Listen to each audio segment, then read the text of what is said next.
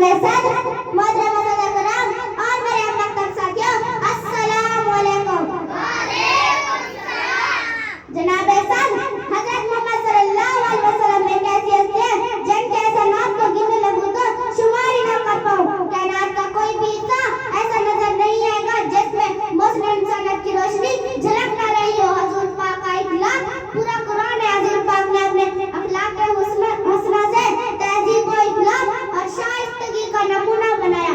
मेरे हाथों और होठों से खुशबू जाती नहीं, मेरे हाथों और होठों से खुशबू जाती नहीं, मैंने इसमें मोहम्मद को लिखा बहुत, छुपा बहुत।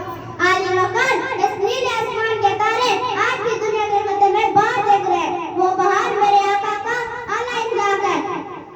रब करीम का शुक्र कि उसने हमें प्यारे नबी का अमल और किरदार सरमाया इखलाक है। रब करीम का